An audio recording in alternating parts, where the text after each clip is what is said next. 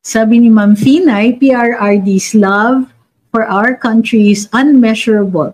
But this person in power right now ignores lower people like us. Wake up na po tayo. Huwag iboto ang i-endorse ni PBBM. Hashtag we deserve better. So ngayon, nandun na tayo sa punto. What do we do? Alam natin itutuloy nila ito.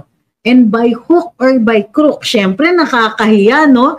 Laki na ng ginastos, bistadong-bistado na yung mga ambisyon ng ilang mga nakaupo dyan, yung hari-harian dyan at ang kanyang mga tinyente, di ba? Ay, ayan, gahaman na gahaman, nakikita ninyo, halos araw-araw panay ang depensa, sip-sip to the max. Tayo, anong gagawin natin? Number one, hindi natin tatanggapin to. So no to PI pa rin ang ating hashtag, kahit yan lang po ang i-post natin once a day. Ang kailangan po ay sabihin natin na tutol tayo sa PI. Ang kailangan po ay dito sa People's Initiative na ito, kailangan pati ang mga taong we come in contact with regularly ay nakakaintindi kung bakit tinututulan natin ito. Kasi anong mangyayari? Kapag kahit ano pang ilagay nilang terms nila, maaari silang bumalik ng bumalik o pamilya lang nila ang forever. Sa ngayon, although gano'n na nga ang nangyayari, may laban pa ang hampas lupa. Pero pakitid na ang pagkakataon na ino-offer sa mga ordinaryong mamamayan maging bahagi ng liderato. At lumiliit na rin ang tinatawag nating ang spaces o pagkakataon para makaangat ang buhay natin. Tignan ninyo, sinong yung mayaman? Hindi ba yung mayayaman na? Tignan ninyo, sino yung mga may pagkakataong umangat? Hindi ba yung mga nakaangat na? Ano yung mga pagkakataon natin kung ordinaryong mamamayan, kahit middle class, makakapag-compete ba tayo sa halos monopolyo ng mga retail, ng mga media, ng mga telecoms? Ano po ang chance natin? Paano pa dun sa mga mahihirap na bukod tanging ayuda na lang ang halos binibigay nila? Hindi po yan development at hindi natin silang hinihikayat na makaangat. Hanggang asa na lang sa palimos ng gobyernong ito. Kasi totoo lang, limos yung ayuda na hindi yan tulong, limos yan. Binibigay kasi, ay dukha kayo, o sige. Pero may mapanamantala rin. Bibigyan kita nito, pero yung yung PI, kailangan ko signature mo. O ito, kapalit ng signature mo. Dahil alam nilang kaos, dahil alam nilang mahirap, dahil alam nila kahit paano tatanggapin yung pera na yun, wala na silang itinitirang dignidad sa mga mahihirap. Wala silang tinitirang dignidad sa atin. Kasi ano lang ang binibigay nila sa atin? Illusion of choice. Yung sinasabi nila, may plebisito naman, illusion yan. Illusion of choice. Ang totoo niyan, panalo na sila. Kasi kung aabot sa plebisito, panalo na sila. Dahil illegal nga yan. Kung mapabago nila ang isip ng Supreme Court, panalo na sila. Kung mapabago na mas isulong nila na magkaroon ng plebisito, alam natin panalo na sila. Siyempre, hindi naman nila papabayaan na ang laki na ng ginastos nila. Nagpakapal na sila ng mukha nila na isulong yan. Tapos papabayaan ba nila na matalo sila? By hook or by crook, gagawin nila, and most likely by crook yan because they are crooks. Sabi ni Michael, di ba gusto rin naman ni FPRD baguhin ang batas? Di ba gusto niya federalismo? Ulitin ko, Michael Ferreira, for your information, kahit ilang beses na po namin ito inulit dito. Nung tumakbo si dating Pangulo, when he was then candidate Duterte, walang sumuporta sa kanya ng mga kongresista o mga senador. Walang tumulong sa kanya, kundi ang ilang mga mayor na kasamahan niya sa League of Mayors. Ngunit ang hiningi nila ay isang pangako na titignan niya kung maaari kung na pwedeng umpisahan niya ang federalismo. Bakit umpisahan? Ang local government code po ay ang pre-federalist code natin. Ito ay nagbigay ng mas malaking autonomy sa ating mga local government units nang sa gayon, mayroon silang greater discretion to be the leaders and to handle the different issues in their jurisdiction. So, ginawa niyang campaign promise yung federalism. Ngunit, ang pagkakaiba sa administrasyon na ito, nung siya na po ay nakaupo, ginawan muna niya ng komisyon at ang komisyon na ito ay inatasan pag-aralan ang mga pagbabago sa saligang batas. Nang lumabas ang kanilang resolusyon, maliwanag na ang federalismo ay hindi po magagawa sa ngayon dahil malaki ang peligrong maihahatid niya. Halimbawa, rumaragsa pa ang ilang mga insurgency movements at may nag-emerge pa even as they were doing that, as they were speaking, as they were doing, as the commission was studying federalism. Sabi is, one of the biggest problems, ilan ang mga problema? Number one, warlordism. Okay? Hindi pa po napupuksa yan, hindi pa po naninegate o natatanggal ang warlordism. Pangalawa, yung insurgencies po, ang kailangan lang nilang gawin ay targetin yung mga weak states at magkakaroon sila ng secession at saka separate state. Yun lang ang kailangan. They just have to concentrate on that single weak state. Bukod pa doon, they knew na may mga impoverished areas and some regions will be a lot weaker than the other regions. At dahil weak yung ibang states, maaabala ngayon ang national government doon sa pag-prop up ng mga states na yon. And so, even Congress didn't like the findings of the commission, kung kaya't hindi yan itinuloy. And vocal po si dating Pangulong Duterte sa pag-i-explain kung bakit hindi yan natuloy. Yung pagsusulong ninyo, yung pagsugod ninyo dito sa aming comment section, clearly indicates na hindi po kayo nakinig dun sa findings after that. Masyado po kayong close-minded about sa pagsulong ng federalismo na hindi ninyo pinakinggan yung mga pag-aaral. Kung kaya't ngayon, kailangan pa namin i-explain and re-explain everything. Hindi po siya posible, and it is time to accept that fact. Even the former president, during his term, made it very clear, hindi po kakayanin because that would be the dismemberment of the republic. Okay? I hope you understand that now. Ilang beses na po namin inulit-ulit yan dito.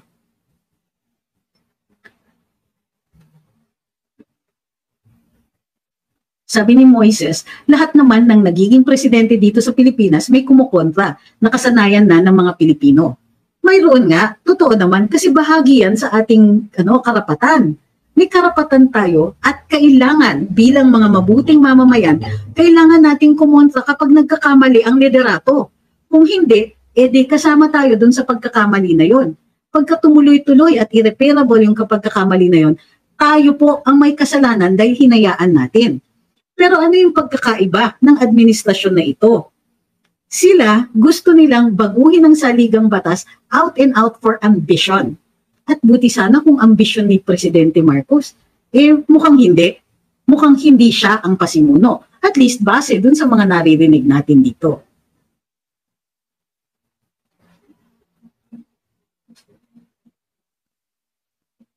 Sabi ni Tatay Strauss, 86 Marcos versus middle class. Oligarchs, church media, win equals a win. 2000 era versus middle class and oligarchs and MSM win EDSA 3. No sir, that wasn't an EDSA 3, that was a coup. Masa versus government with MSM, talo. 2024-2025, Masa middle class, SOCMED versus government, oligarchs, elites, and MSM. Abangan. Well, let us see.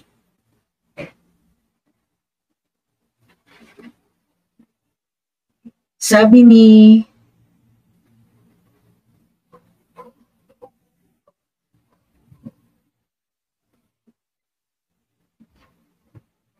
Ma'am Minnie, posible yan kung open ang mga Pilipino about sa mga ganyan. Ayaw nila kasi na matanggal ang Senate. Sino sila? At what do you mean by that? At bakit po nakakatawa? Sabi ni Ordinary People, hindi na pandemic pero mas mahirap ang buhay ngayon kaysa pandemic, kawawa naman ng mga Pilipino.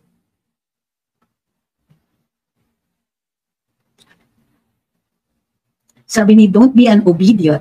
Na-enjoy ko yung talakay ni Madam lalo na kapag medyo may gigil na naaalala ko si Senator Miriam. Ay. Sabi ni Realme, parang teleserye ang pagsulong ng Chacha. Nakaka-excite ang resulta. Halang ang kaluluwa ng admin na maipasa ito para maisakatuparan ang kanilang kagustuhan. Maipasa man o hindi, talagang gulo ito. So, naaalala ninyo yung insurgency na bunga ng first Marcos administration? Feeling ko, matapos nga natin ang NPA, baka magbunga na naman ng ibang mga insurgencies, gawa nga ng bagong administrasyon, katila hindi naman nakikinig sa taong bayan.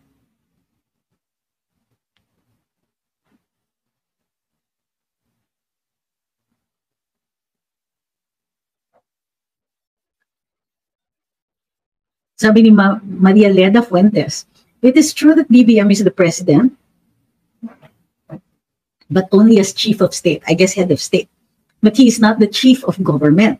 I believe the real head of government is that woman in tandem with the one who is so overly eager to pursue PR. Sabi ni Salvi Suarez, dapat siguro isama na sa pagtuturo sa senior high school ang pagtuturo sa federalism at parliamentary system. Bakit po? Ano yung point? Para so you can help preside over the dismemberment of the republic. Lahat po ng forms of government actually dapat inaaral, bahagi ng pag-aaral ng gobyerno. Pero, sir, seriously, ang konti na nga lang na nilalaan na oras para sa ibang mga mahahalagang subjects. Dahil ang kulang na kulang sa classroom, minsan 3 shifts po, tapos gusto nyo pang dagdagan ng mga ganyan. Sir, sorry po, mahalaga yung science, math, at saka history. Unahin po muna yan. Unahin po natin ang pagmamahal sa bayan at paano mo mamahalin ang bayan kung hindi mo to kilala. Sorry po, hindi talaga ako sang-ayon dyan. Math, science, history, and Philippine culture.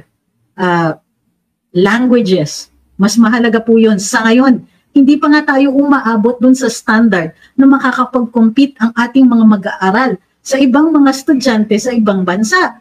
Tapos may ganyan pa. Iba po kasi masyado yung iniisip ninyo. Hindi ko alam kung bakit nakakapit kayo dun sa ideya na yun. Federalism and parliamentary should be solutions. But unless you can tell me what the problem is, then you're inventing. You're just saying, gawin natin ito because we've tried everybody else. That's not scientific, sir. It has to be in response to something. Hindi yung, you're just tired of this government and you think that by changing it into something new, it will solve all your problems. That's not gonna happen. You have to target specific problems for a specific solution. And please, huwag nyo naman pag-eksperimentohan ng bayan.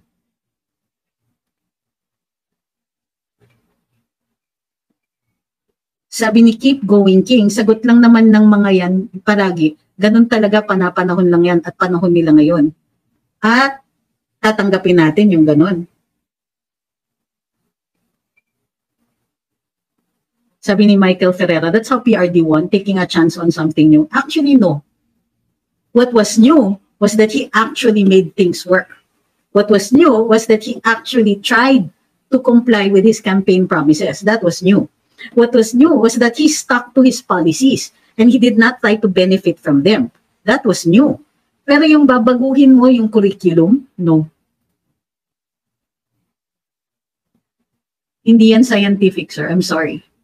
It's just not scientific. You're not identifying the problem. What's the problem? You think that, oh sige, why not loyalty? Diba? Why not a monarchy? You're just looking for something new other than this one. When actually the hard work is trying to make this work and making sure that it is the people who are ready for any kind of governance. We haven't even complied with our requirements yet of setting a better standard for education. You know, if your people are barely educated, it doesn't really matter what form of government you have. And what you're proposing is a very expensive experiment where you don't even have a hypothesis that is supported by research.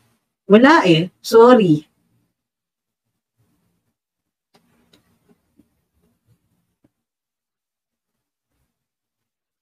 Sabi ni Lucas Leprechaun, dapat tutukan ang kinder to grade 3. Karamihan ng nasa public school, kawawa sila. Totoo yan. Ang dami kasing tumitigil at grade 2, grade 3, ganun. Tama po kayo.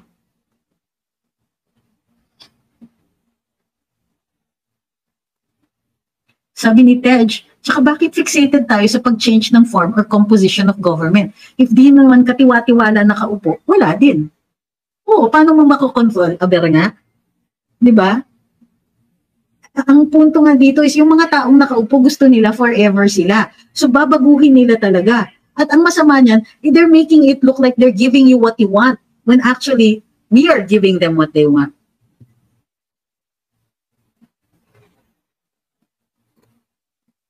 Sabi ni Edward, dapat ang pananaw natin ay panahon natin lagi kasi bansa natin ito.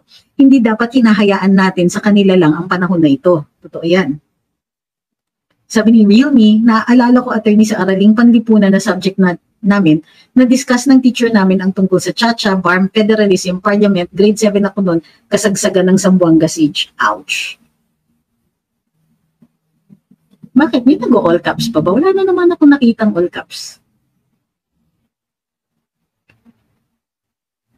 Sabi ni Giovanni, pabago-bago ng policy at direction. Sino po? O ayun, meron naman pala sa AP. So ano ngayon? Nakatulong ba? Ganito pa rin tayo. Sabi ni Saldi Suarez, agree po. Sabi ni Roy, speaking of insurgency, libel po ba if magkaroon ng comic book about the growing dissent of the people against the government? Thank you. I want to do my part din sana sa lane ko. Well, as long as hindi kayo naghihikayat na ano ba yung mga incitings? Terrorism, rebellion, war, sedition. So, wag po ganun. So, pwede niyong sabihin na ito po ang sitwasyon na nakikita ng taong bayan ngayon.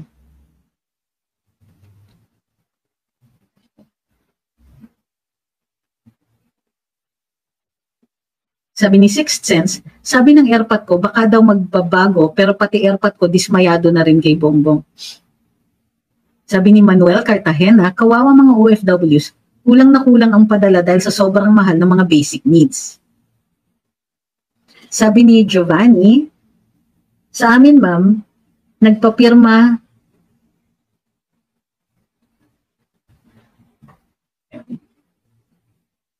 okay. Sa amin, ma'am, sabi ni Giovanni, nagkapirmahan din, pero kiber mga tao kasi iniisip nila problema ng nasa taas ang PI. Ay, handa. Paano yun? Di ba? Problema actually nating lahat ang PI eh. Problema nating lahat yung form of government. Pero alam nyo, sa totoo lang, yun ang iniisip ng mga taong nasa taas. Kaya nilang isulong kahit anong gusto nila. Because, unang-una, yung mga taong pinakadukha, will only care about the ayuda. On the other hand, ang liit ng middle class, kung middle class ang tututol. Ang oligarko naman, kahit naman sinong nakaupo, ibabribe lang nila eh. At anong sabi ni Pangulong Duterte? Incumbent kayo, nakaupo kayo. Tanga ka na kung wala kang kung hindi mo maipasa yung gusto mo. Kung hindi mo makuha ang gusto mo. So, ano yung ibig sabihin ng sinabi ni Pangulong yan? Whatever na isulong nila, by hook or by crook, ipapasa nila yan. Sabi ni Giovanni, sabi ng kapitan ma'am, wala silang magagawa. Ang importante may nakukuha silang onti galing sa congressman. Ayan. Hanggang ganyan na lang talaga tayo. Kalungkot, oo.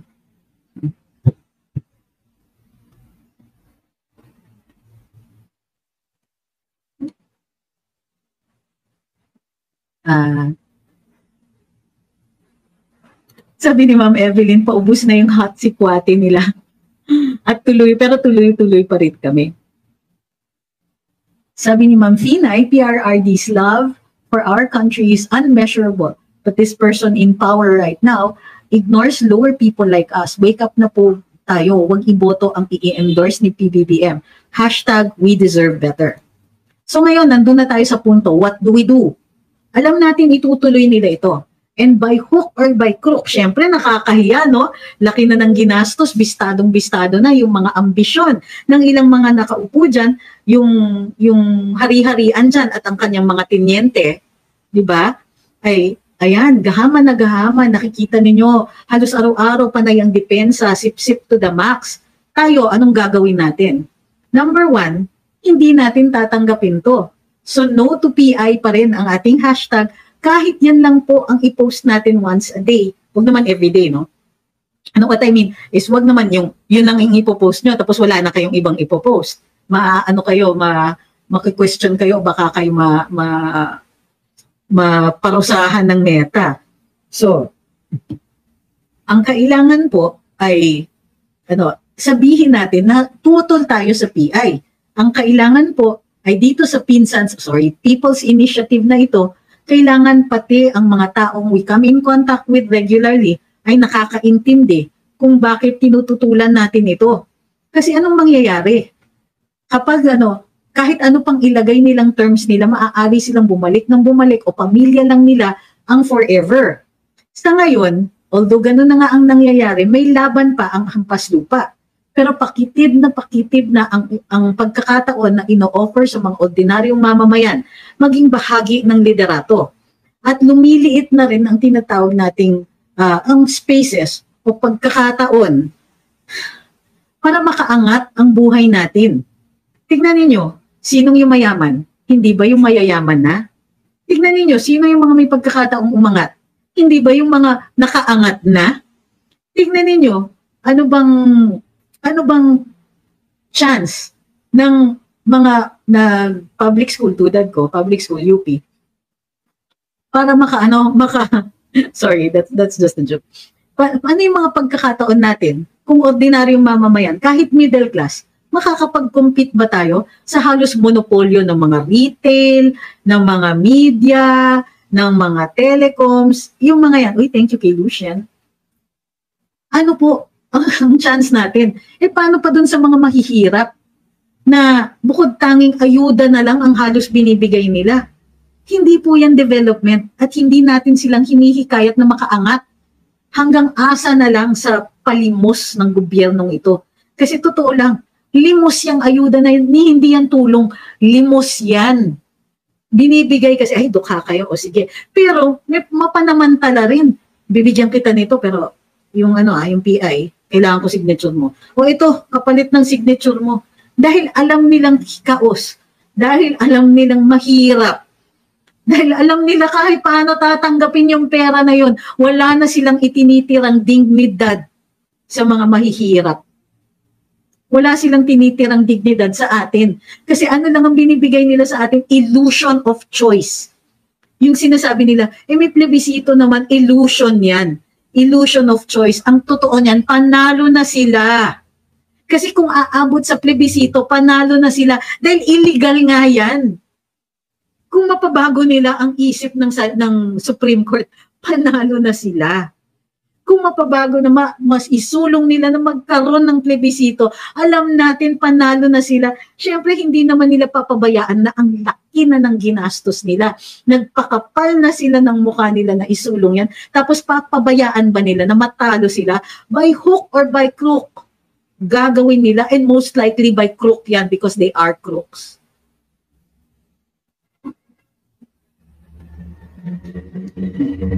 Diba? Sabi ni Ma'am John, idaan sa ayuda mga tao, kawawa may pang-ayuda pero ang bigas at bilihin ang taas, walang nagagawa. Totoo. O walang ginagawa kasi manggakaksabot yung mga yan.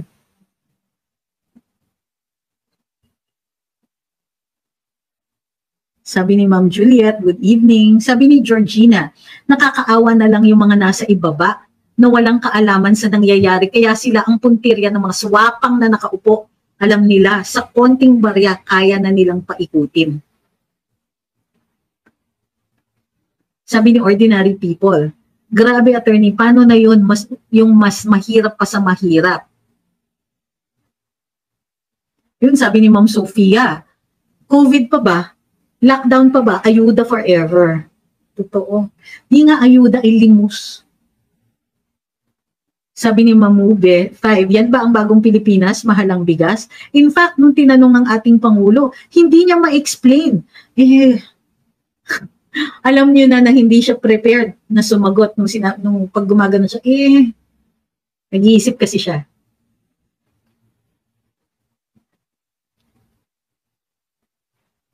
Sabi ni G. Singson, tinataas nila presyo ng bigas para umasa na lang ang mga tao sa ayudas. Tumpak, ang galing niyo. They won't do anything about ayuda for two reasons. Number one, kung mahal ang bigas, tatanggap tayo ng ayuda.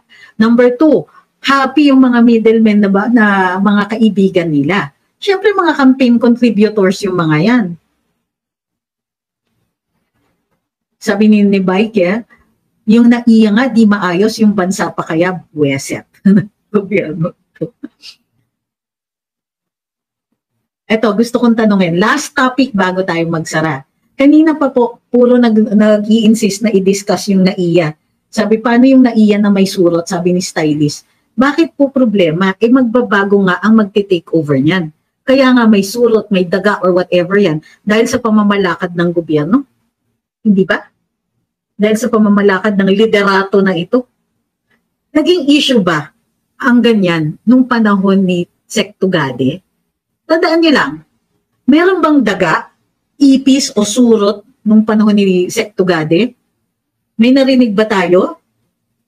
Sa ngayon nga, di ba? Nagbalik yung mga laglag bala, nagbalik yung nagdi-disappear yung pera dun sa x-ray, bumalik yan.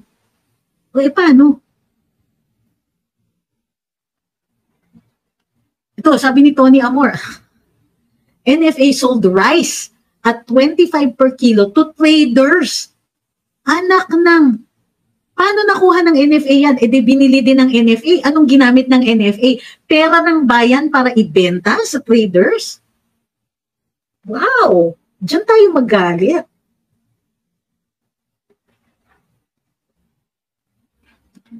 Hindi lang yun, sir. Sabi ni Sams 2000, yung National Power Corporation, pero tama naman din po yan, binenta sa private corporation noon, kaya mataas singil ng power ngayon. Ay hindi lang po yan.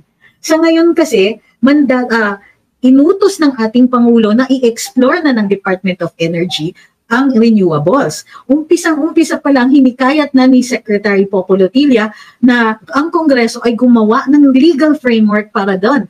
Hanggang ngayon, wala pa rin po. Bukod pa dyan, mayroon kasi dyan na isa sa mga malalaking power producers na ayaw tumigil. Ang sinasabi is, bago ang lahat, kailangan full capacity ang ginagamit sa mga diesel-powered turbines. In short, hindi dapat lumakad yung mga solar at ibang renewables until talagang fully contracted out na ang kanilang mga power plants. Hindi rin maisulong-sulong o makapag-import tayo ng coal, gawa nga po na may nag-chuchuwariwap na ganon.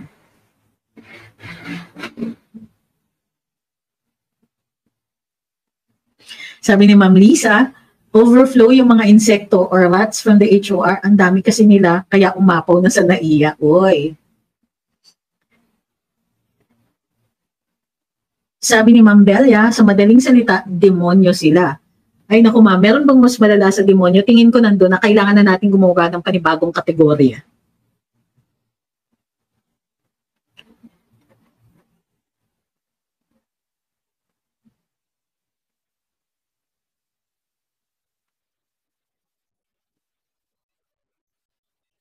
Sabi ni Tetet, dapat ang baguhin nila na batas dyan sa Pilipinas ay yung no age limit ang workers dyan. Tulad dito, hanggat kaya ng tao mag-work, pwedeng mag-work at saka refundable ang transportation. Dapat nga, alam nyo sa ibang bansa ang transportation libre na. Inggit na inggit ako! Yung public transportation may mga train na libre na. Matagal pa po bago tayo makahabol. Kasi hindi naman gumagawa ng ng mga pondo ang ating magagaling na mambabatas eh. Puro ayuda. Sabi ni Amboy Rolls, ako po attorney nag-renew ako kanina ng driver's license. Harap-harapan ng mga fixers, bayaran sa loob pa talaga. Paano po yan? Return of the comeback, ha? Return ng criminality, return ng corruption, return ng harap-harapan, ninanakawan na tayo.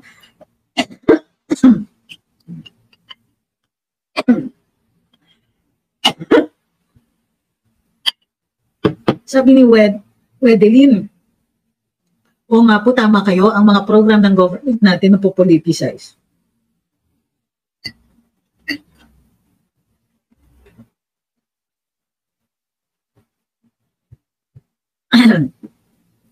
Ay.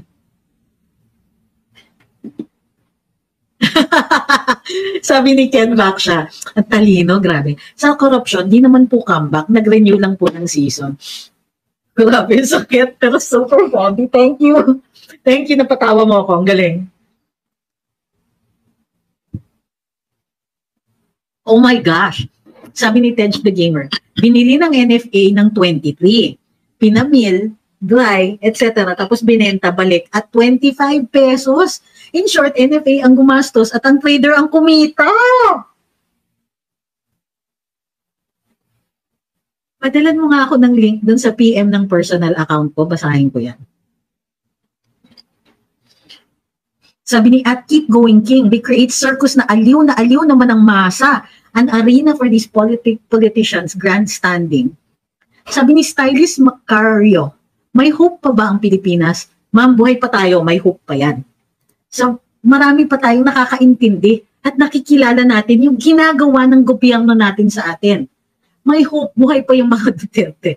May hope, buhay pa yung diwa na yun na kaya pala natin maghalal ng tao na tunay na magbibigay ng serbisyo. Thank you kay Vince sa pinadala mong Rose Beams massage. Thank you po.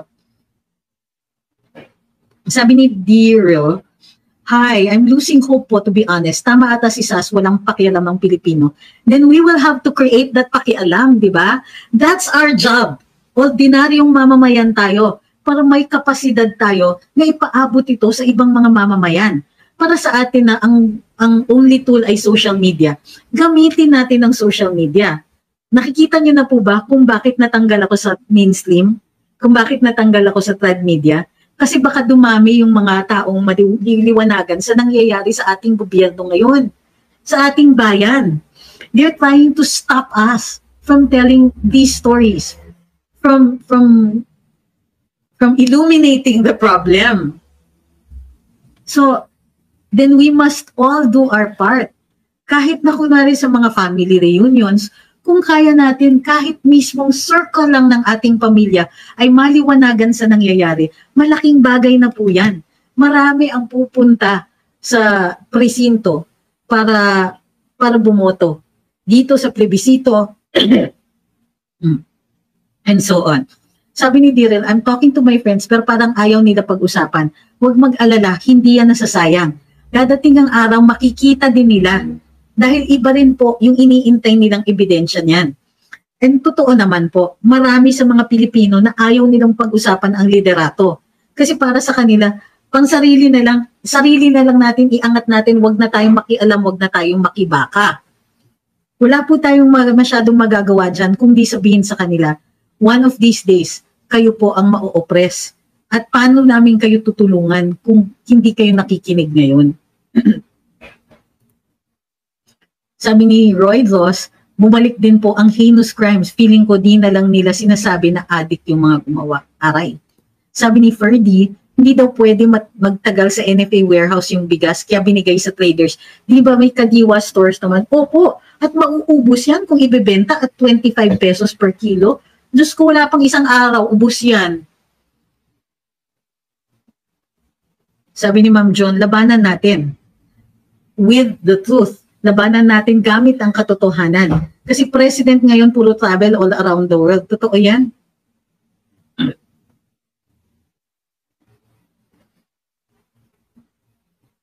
Sabi ni Tony Amor, in 1986 walang social media pero napuno ang ng tao the second day. Let's not think of what we cannot do. Let's think of what we can do. Totoo yan. Yan. We must spread the message that there is hope if we are aware of the problem. Kailangan natin ma-move ang hearts and minds, di ba? And the bodies will follow. The votes will follow. We must convince them. And even if they don't seem to be hearing, they will be hearing that. Maririnig nila tayo. Posibleng delayed yung reaction nila, pero maririnig at maririnig tayo. May pagkakataon tayo, hinahamon po tayo ng tadhana. Hinahaman po tayo ng na may pagkakataon na tayo naman po ay tumindig para sa bayan natin. May pagkakataon na po na masuklian man lang natin yung mga bayaning nauna sa atin. Sila po ay nagpapanalo ng ating kalayaan. Tayo naman po magpapanalo to maintain it.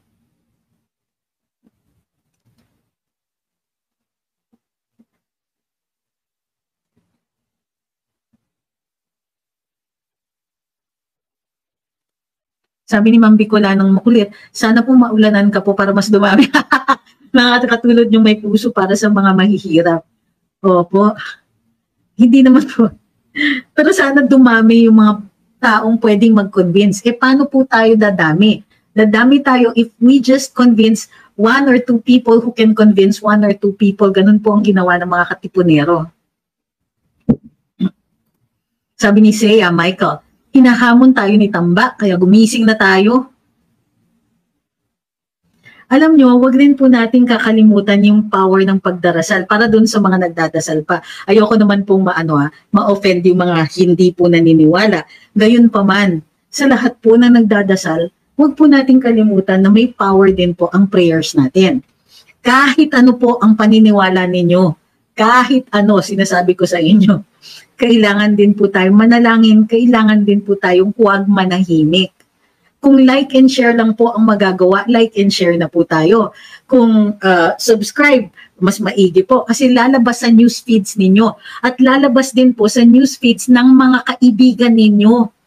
Like, share, follow, subscribe. Kung yan lang po ang kaya nating gawin, pwede nating gawin yan araw-araw. Kung kaya natin mag-comment kahit anong post na yan, basta sang-ayon dito sa pinapanigan natin, mag-comment po tayo. Ano na naman, kung mag-hashtag Duterte pa rin, or hashtag we deserve better, or hashtag hindi mo pera yan, or hashtag no to PI, dun sa mga sa mga comment sections ng mga pahayagan. Kahit i-delete nila yan after a few minutes, may makakakita yan. Pagtiyagaan lang po natin. Alam niyo kung bakit? May crawler sila. Lahat ng mga, itong mga sinatamba, itong mga tenyente niya, ang kanyang mga alipores at chuwariwap, lahat ng mga yan nagmo-monitor ng social media at kung hashtags lang po ang kaya nating i-post natin yan. Kaya po natin para marinig din nila, para alam nila na kailangan nilang maglabas talaga ng seryosong puwersa bago nila tayo makumbinsi dun sa panig nila. Hindi rin natin makakalimutan yung pinakita na nila. Hindi natin makakalimutan yung ginawa nila kay VP Inday, yung ginawa nila kay Kong Pulong. Hindi natin kakalimutan yung mga pagbabakbak nila, yung mga sinasabi nila, yung mga inventong kwento na yan. Yung mga, 51 billion si Kong Pulong, wala namang adverse na opinion ng COA. Wala pa siyang ebidensya, nang-aakusa. Pagkatapos siya na maraming mga kaso at nagbenta ng mga face mask, Diyos ko po, naghihirap ang taong bayan. Alam niyo magkano? Nagbenta ang isang nakaupong kongresista ng face mask sa gobyerno natin, kasagsagan ng COVID. Yung mga 15 pesos na face mask, binenta ng 85 pesos sa gobyerno. Puisit. Thank you kay Stan sa pagpapadala ng gift. Nako.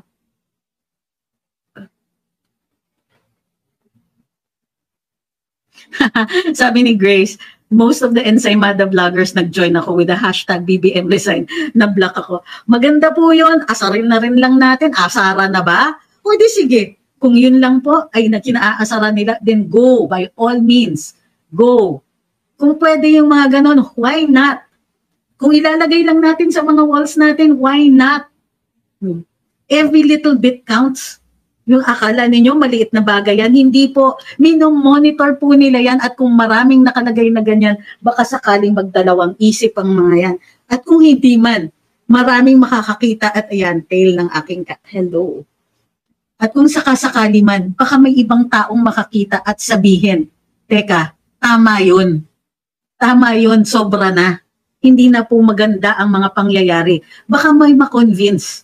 Baka may magtanong, ano ba tong hashtag? At i-click niya yan, makita niya yung mga posts tungkol dyan. Baka makita niya yung mga sinabi ni Sas, yung mga sinabi natin, yung mga lumilitaw na mga katiwalian nila. Comment said, he saw a cute kitties butt. Hey, baby cat, you wanna show your face? Not your butt. Come here, baby. Come here. Okay. Ayan na po. Shy siya eh. Sorry po, nakita po yung buntot ng pusa. So ayan na, pinakita ko na siya. Sabi ni stylist, wala po ba kayong planong tumakbo sa politics just in case? Alam niyo ma'am, kung mura lang talaga, alam mo kung 50,000 lang yung mga ganyan, bukas na bukas tatakbo ako kasi nakakahiya naman na salita ako ng salita pero I can't put my money where my mouth is. I can't walk the talk. Eh ang problema, bilyonaryo lang po ang mga nakakatakbo ngayon. So, pero ulitin ko, kung utusan ako ni Presidente Digong, yung former president, hindi ako makakahindi. But I'm sure he won't do that. Okay? Kasi alam ko na marami nang naghumingi ng endorsement niya. So, sabi ni Indonesian Express, mas natatakot na ako sa 2025 national budget. Opo, totoo yan. Ay, nako, sinasabi ko sa inyo. So, yun, maraming salamat at binigyan niyo na naman po ako ng pagkakataon na mabadtrip kayo. sa ating sa pamahalaan natin. Naku, pasensya na po. Sana bukas meron ako kahit paanong good news. Pero sa ngayon, ito po ang kailangan nating bantayan. Itutuloy po ni Tambak yan. Itutuloy po ng kanyang mga teniente yan. At ano lang ang makakapigil sa kanila kung sa tingin nila malaki ang tutol. Kaya ngayon pa lang, tutulan na po natin. No to PI pa rin tayo. No to Pinsans Initiative. People's Initiative. No to abolishing the Senate. No po muna kasi hindi tayo #wala akong tiwala sa inyo. Nakakaloka di ba? And in the meantime, naghihirap ang taong bayan, 500 billion ayuda na ginagamit sa pagbabago ng saligang batas para ituloy-tuloy yung kanilang termino, samantalang tumataas ang presyo ng pagkain, tubig, kuryente, transportation, at walang organisasyon. Mataas din po at patay-sindi ang ating internet. Ang kalidad ng edukasyon, hindi nila pinapayagan na tumaas. Ginigipit nila ang Department of Education. Ano ba? Ito ang daming mga kailangan gawin. Electoral reform, ano pong nangyayari? Nasaan yung yung developmental budget? Nasaan yung pag-angat sa taong bayan? Uunahin talaga nila itong ganitong klaseng charter change. Tapos meron pang hindi pa sila makatotohanan. May mga ganyan-ganyan pa. Hala, kunwari, economic provisions. Ano sabi ni dating Pangulo? Once nakaupo na yung Constituent Assembly, aarangkadahin na nila yan, raratsatin na nila yan. Tapos araw-araw may nananalo sa sweepstakes, sa loto. Harap-harapan na yung pangloloko, panggigipit. Mahalang pagkain, mahalang tubig, paano tayo mabubuhay? Kailangan araw-araw na lang kayod tayo ng kayod, samantalang sila pasarap. At anong inaatupag nila? Patuloy-tuloy sila magiging leaders natin? Anong gagawin nila sa atin? Ibibisi nila tayo. Kaya para sa kanila, ikinatutuwa nila na mataas ang presyo ng lahat. Kasi wala tayong ibang gagawin kundi kumayod ng kumayod, makakain lang. Makabayad lang ng tubig at kuryente. Yan po ang ginagawa nila sa atin. Mataas ang criminality? Yes, of course. Para takot tayo. Samantalang ang totoo niyan. Kaya maraming kriminal dyan sa labas kasi gumagaya lang sa kanila. No to PI. PI nila. Yan po. #no to PI, PI nila. Ay nako. #PI nila. So, maraming salamat at muli,